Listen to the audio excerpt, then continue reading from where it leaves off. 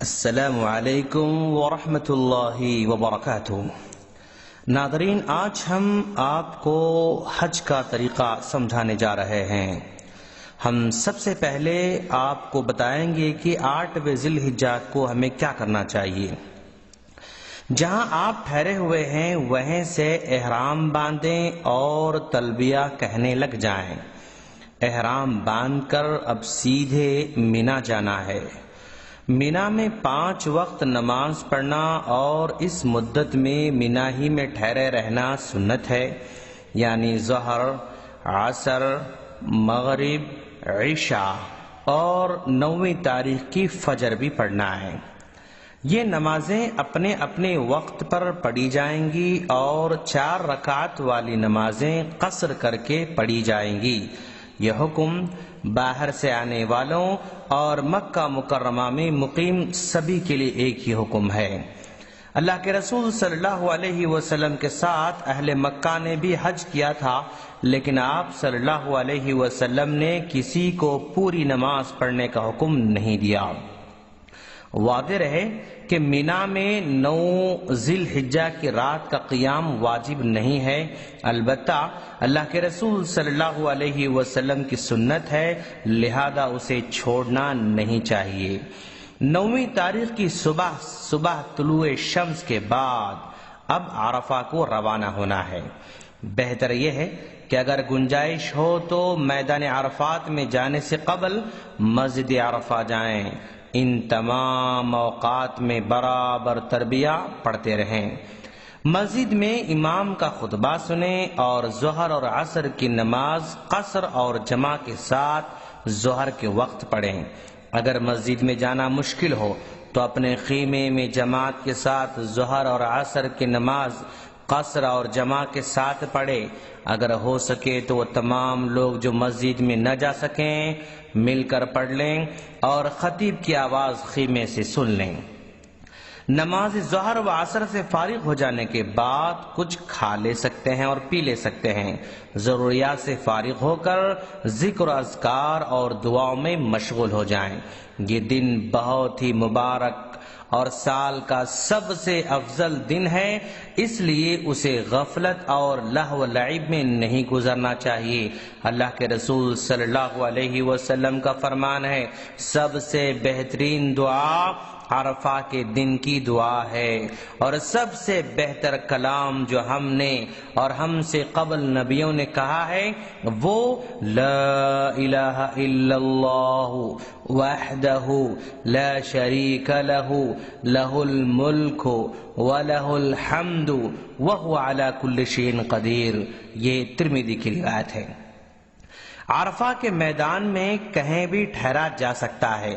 اللہ کے رسول صلی اللہ علیہ وسلم جبل رحمت کے پاس کھڑے ہوتے تھے اور فرمایا وقفت ہاہنا وعرفۃ کلھا موقف، میں یہاں ٹھہرا ہوں اور پورا عرفہ ٹھہرنے کی جگہ ہے۔ یہ مسلم کی روایت ہے۔ جبل عرفات جسے جبل رحمت بھی لوگ کہتے ہیں، اس پر چڑھنا، وہاں نماز پڑھنا وغیرہ بدعت ہے۔ جب سورج ڈوب جائے تو مغرب کی نماز پڑھے بغیر عرفہ سے واپس ہوں۔ عرفات سے رخصت ہو کر مزدلفہ میں ٹھہریں۔ واضح رہے کہ مزدلفہ میں ٹھہرنا واجب ہے، حتیٰ کہ بعض علماء نے اسے حج کا رکن کہا ہے، لہذا اسے دھیان میں رکھنا ہوگا۔ مزدلفہ پہنچ کر سب سے پہلا کام مغرب اور عشاء کی نماز جمع اور قصر کے ساتھ پڑھنا ہے۔ بطن محصر کے علاوہ پورا مزدلفہ ٹھہرنے کی جگہ ہے۔ ضرورت کے مطابق کچھ کھا پی کر اسی میدان میں آرام کریں، اور اس رات اللہ کے رسول صلی اللہ علیہ وسلم سے کوئی عبادت ثابت نہیں ہے بلکہ آرام کرنا چاہیے۔ 10ویں ذی الحجہ کے دن ہمیں کیا کرنا ہے؟ اب آئیے ہم آپ کو بتائیں۔ اللہ کے رسول صلی اللہ علیہ وسلم نے اس دن نماز فجر عام دنوں کے مقابلے میں جلدی پڑھی تھی۔ یہ بخاری کی روایت ہے۔ نماز کے بعد قبلہ رخ ہو کر تسبیح و تہلیل اور دعا میں دیر تک مشغول رہے۔ آپ صلی اللہ علیہ وسلم مشعر حرام کے پاس جہاں آج مسجد ہے دیر تک کھڑے رہے، دعا کرتے رہے اور دعا میں مشغول رہے۔ یہ مسلم کی روایت ہے، حتیٰ کہ بالکل اجالا ہو جائے۔ جب سورج نکلنے کے قریب ہو تو سورج نکلنے سے پہلے مینا کے لیے روانہ ہو۔ جن کے ساتھ عورتیں اور بچے ہوا کرتی ہیں وہ آدھی رات کے بعد تقریباً 1:30 یا 2 بجے مزدلفہ سے مینا کے لیے رخصت ہو سکتے ہیں۔ رخصتی میں جلد بازی، تیز رفتاری اور بھیڑ بھاڑ قطعاً مناسب نہیں ہے، بلکہ تلبیہ اور ذکر الہی میں مشغول رہے۔ مینا پہنچ کر اس دن حاجی کو بہت سے کام کرنے ہوتے ہیں، اس لیے اس دن کا نام یوم الحج الاکبر رکھا گیا ہے۔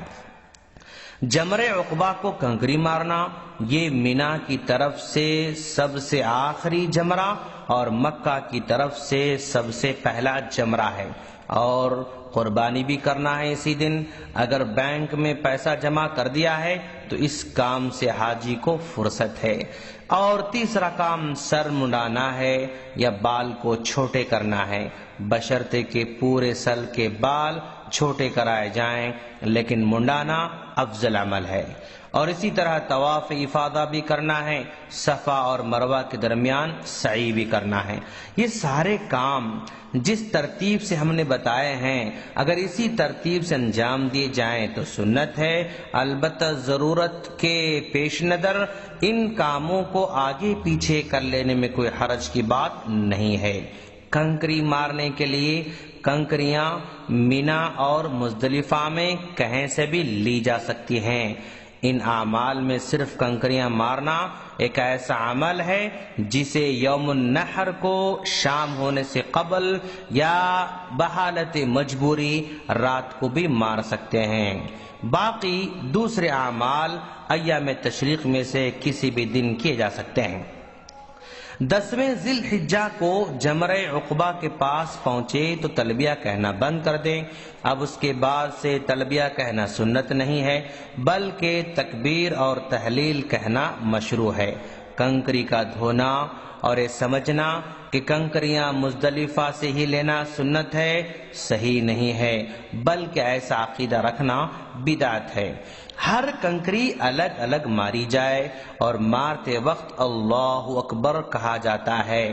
بہتر یہ ہے کہ کنکری مارنے کے لیے اس طرح کھڑا ہو کہ خانہ کعبہ بائیں طرف ہو اور مینا دائیں طرف ہو۔ ضروری ہے کہ کنکری حوض میں گرے، اگر ستون سے لگ کر باہر آ گئی تو وہ کافی نہیں ہے۔ 10ویں ذی الحجہ کو کنکری مارنے، بال کاٹنے اور طواف افاضہ میں سے کوئی 2 کام بھی کر لینے کے بعد تحلل اول حاصل ہو جائے گا، اور 3 کام کر لینے کے بعد حاجی مکمل طور پر حلال ہو جائے گا۔ حاجی کے لیے سنت ہے کہ ایام تشریق میں دن و رات مینا میں گزارے۔ اگر یہ کام مشکل ہو تو کم از کم ایام تشریق کی راتیں یا ان کا اکثر حصہ مینا میں گزارنا واجب ہے۔ اب 11 ذی الحجہ، 12 ذی الحجہ اور 13 ذی الحجہ ان دنوں میں کیا کام کرنا ہے آئے ہم بتا رہے ہیں۔ مینا میں رات گزارنا یا رات کا اکثر حصہ گزارنا، اگر کہیں جگہ نہ مل سکے تو مینا سے قریب تر جگہ میں رات گزارنا ہوگا۔ ایام مینا میں کنکری مارنا، وعدے رہے کہ ایام تشریق میں تینوں جمرات کو کنکریاں ماری جائیں گی۔ ایام تشریق میں کنکری مارنے کا وقت زوال کے بعد سے شروع ہوتا ہے اور غروب آفتاب تک جاری رہتا ہے۔ اگر مجبوری ہو تو رات میں بھی ماری جا سکتے ہیں۔ سب سے پہلے جمرہ صغریٰ جو مسجد خیف کے قریب ہے، اس کو 7 کنکریاں ایک ایک کر کے مارے جائیں، اس طرح کہ شمال کی طرف سے آئے، مینا بائیں طرف ہو، بیت اللہ دائیں طرف ہو اور کنکری مارتے وقت اللہ اکبر کہے۔ کوشش ہو کہ کنکری حوض میں گرے، پھر دائیں طرف ہٹ کر قبلہ رخ ہو کر دیر تک دعا میں مشغول رہے، پھر جمرہ وسطیٰ کے پاس جائے اور وہاں اور اسے بھی ایک ایک کر کے 7 کنکریاں مارے، اس طرح کہ جنوب کی طرف سے آئے، مینا دائیں جانب ہو اور بیت اللہ بائیں جانب ہو، کنکری مارتے وقت اللہ اکبر کہے، پھر کچھ آگے بڑھ کر جمرہ وسطیٰ کو اپنے دائیں کر کے قبلہ رخ ہو کر دیر تک دعا میں مشغول رہے، پھر جمرہ کبریٰ کے پاس آئے اور جنوب کی جانب سے اسے بھی ایک ایک کر کے 7 کنکریاں مارے۔ جمرہ عقبہ کو کنکریاں مارنے کے بعد وہاں دعا وغیرہ کے لیے ٹھہرنا نہیں ہے بلکہ سیدھے واپس آنا ہوگا۔ یہی طریقہ 12ویں دن یعنی ایام تشریق کے دوسرے دن بھی ہونا چاہیے۔ ضروری ہے کہ کنکری مارنے میں ترتیب کو مد نظر رکھا جائے۔ 12ویں تاریخ کو کنکری مار کر اگر سورج ڈوبنے سے پہلے مینا سے نکل جائے تو تیسرے یا 13ویں رات مینا میں گزارنا ضروری نہیں ہے۔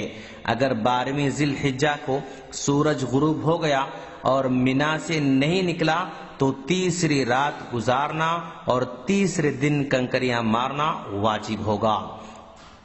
مکہ چھوڑنے سے پہلے آخری طواف اور اس کے بعد 2 رکعات نماز جسے طواف وداع کہتے ہیں کرنا واجب ہے۔ ضروری ہے کہ یہ طواف سب سے آخری کام ہو، اس طواف کے بعد کسی اور کام میں مشغول ہونا درست نہیں ہے۔ ہم اللہ سے دعا کرتے ہیں کہ اللہ تبارک و تعالی عالم اسلام کے مسلمانوں کے حج کو عمرے کو توفیق بخشے اور پھر ان کے حج اور عمرے کو قبول فرمائے۔ السلام علیکم ورحمۃ اللہ وبرکاتہ۔